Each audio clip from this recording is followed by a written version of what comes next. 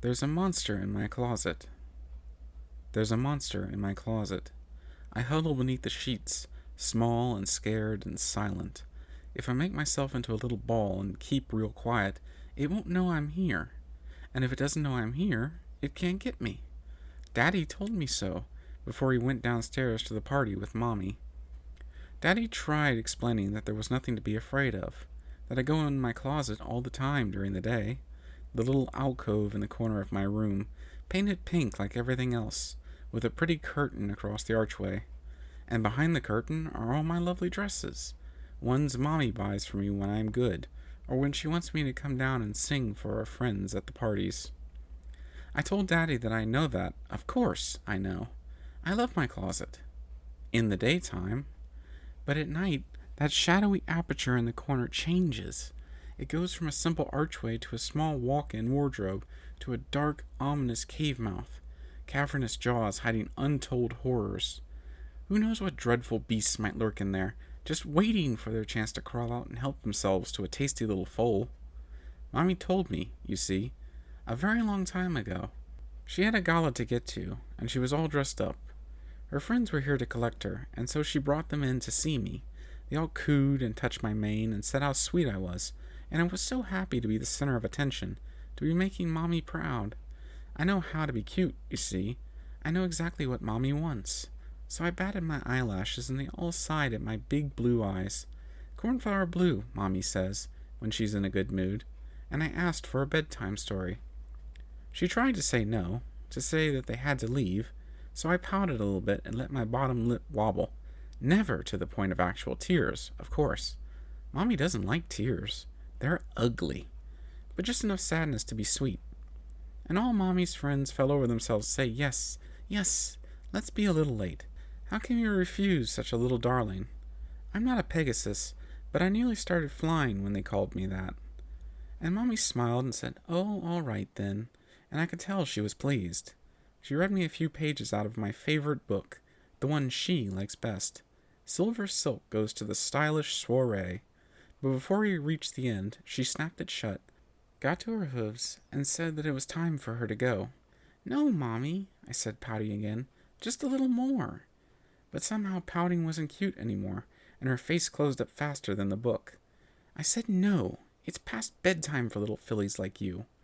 Even though I knew I shouldn't, I cried then. I couldn't help it. It had all been going so well. Mommy was there, just like I wanted, and all Mommy's friends, just like she wanted.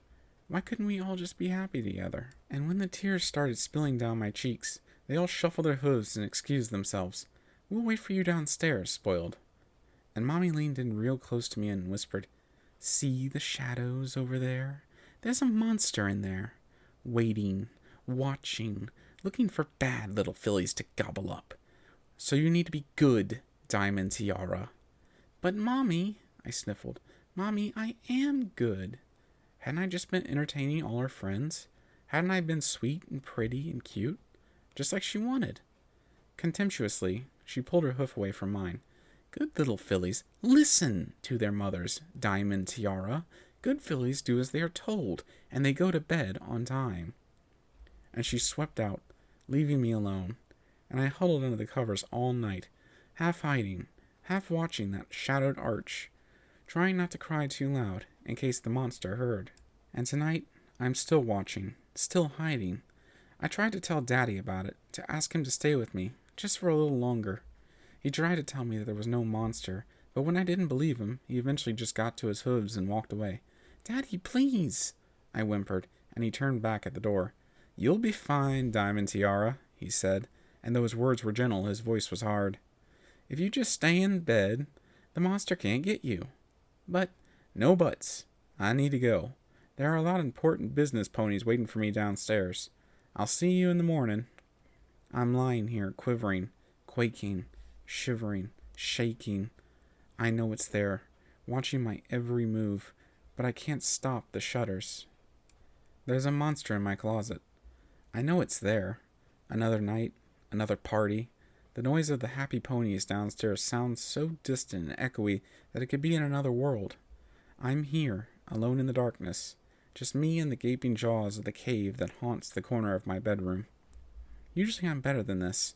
Normally I can squish the fear down, pack it all tightly together into a little ball and squash it into the pit of my stomach. And then sometimes I can sleep a little. But tonight I'm so afraid, and no matter how hard I try, I can't pack it away. I can't help myself, even though I know how bad it is, how bad I am.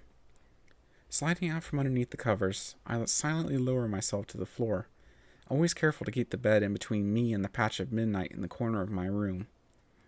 Slowly, I steal to the door and slip out. Then, once it is closed behind me, the music and the laughter downstairs are suddenly more real than my fears, and I am able to trot down the stairs, my silky pink pajamas whispering against my legs. It won't be so bad down there, I try to reassure myself. I'll put on my best performance, melt their hearts. Mommy will be pleased. Quietly, I open the door to the living room. Every inch is packed with ponies talking, laughing, dancing. Their eyes are bright, their teeth flash white in the dim light. Carefully, I pick my way between them until I see Daddy. Daddy? I tug on his sleeve. Daddy, He twitches his tailored suit out of my grip. What? His speech is slurred, but when he looks down at me, his eyes clear. Oh, Diamond Tiara. Bad dream? There's no way I can tell him about the monster. He never believes me, so I just nod. Go see your mother, then. His words are slurred. Grown-ups often get like this, after darkness. I think they are tired, from staying up so late and dancing so much. Obediently, no one likes it if I cause a scene and linger, I turn to look for Mommy. I pick out her glamorous bouffant from across the room, and quickly weave my way between 100 different legs.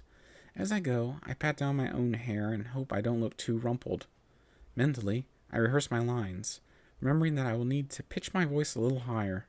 I've grown a lot this year, and Mommy doesn't like it so much. Mommy? I ask, trying to squeak a little like I did when I was younger. I had a bad dream. Carefully, I tilt my head so that my eyes are bigger. Slowly, swaying a little, she turns around. I swallow and try to look appealing. I hope she lets me stay a while down here. I can't bear the silence and the loneliness and the shadows any longer. It all rests on the reaction of the ponies with her. If they smile and say how sweet I am, she will be pleased and will let me stay with her. But Mommy's friends are wobbling tonight too, like Daddy, their voices loud and artificially bright. They don't seem to have even noticed me. After shooting a quick glance at them, Mommy's gaze darkens. You should be in your room, Diamond Tiara. This isn't going according to plan. The ground seems to waver beneath my hooves and I scramble for purchase. I know, Mommy, and I'm really sorry, but I had a bad dream. She lurches closer to me and presses her muzzle almost flush to my own. Stop calling me that, you silly little foal. Her breath is sour and far too strong. I flinch backwards. What? Mommy, I don't understand. Mommy. Her voice is high and mocking, like a little parrot. Stop calling me that. It's so juvenile. A 9-year-old should be a lady in miniature, not a toddler. Tears spring to my eyes and my voice wobbles. Mommy, please. Her eyes narrow in disgust and she pushes me away from her. It's just a little push, and I know that she doesn't mean it. She's just tired. But I'm not expecting it. I stumble and fall. She's already turning away. Go back to bed. There's a monster in my closet. The moon is full tonight, and even though the sinister mare that once lurked there is gone, I feel like the shaded spot in the corner of my bedroom might well conceal her.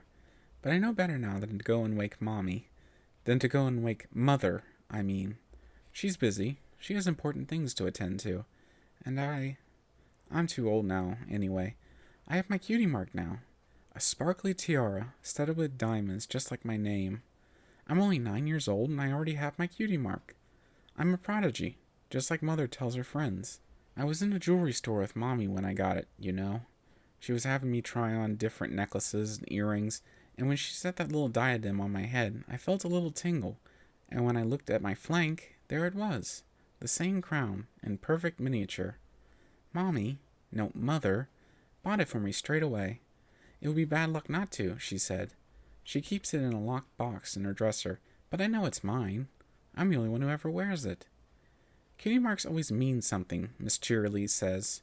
I don't know what mine means. The jeweler suggested it might mean I'd be good at making jewelry, but Mother scoffed and said that was ridiculous. Only trades ponies in the lower classes make things.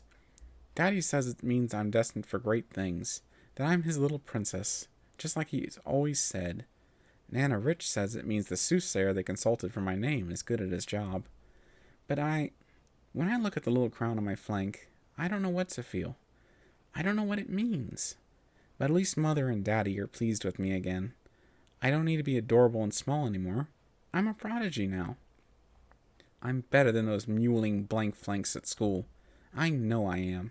Every time Mother comes swaying into my room during a party, a different crowd of ponies behind her, to tell the story of how I got my cutie mark and let them compare the real tiara to the one on my fur, she tells me that I am better. Her breath still smells funny, but I focus on the warmth of her embrace, the gentleness of her touch.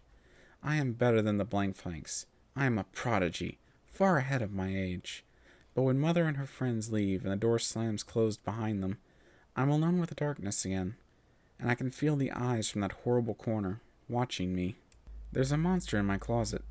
They say I'm cruel, the other colts and fillies at school, that no pony likes me.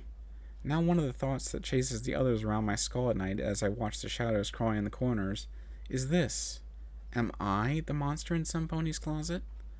I want to change, to be better, but how can I? I heard Mother and Daddy arguing last week. The party was over, the floor covered with discarded wine glasses and forgotten handbags, and the musicians were gone. I could hear their voices clearly. I was supposed to be sleeping, of course, but I couldn't help leaving my room. I just wanted to listen to them talk, to be a little less alone. We can't go on like this. I love you, spoiled darling. I always have, but the drinking needs to stop. It has to stop, for Diamond Tiara's sake. What do you mean? Mother snarled. I'm as healthy as I've ever been, and Diamond Tiara is thriving. She has dozens of friends. She does well in school. She had her cutie mark nearly a year before any pony else in her year. She's exactly like I was at her age. Daddy's voice dropped. That's what I'm afraid of, sweetheart. I see the way she looks at us. At you. She's learning. Every day. Of course she is, snapped Mother. I pay out the nose for lessons with 7 of the best tutors money can buy every single week to make up for the teaching she gets at that bumpkin school from that illiterate, flower-flanked hick. Scribble Scroll even takes the train over from Canterlot just for her lessons. You know he was employed by Princess Celestia herself to tutor Princess Cadence. You know that's not what I mean. But he already sounds like a stallion defeated. I'm so busy with the shop, honey. But Diamond's a growing girl.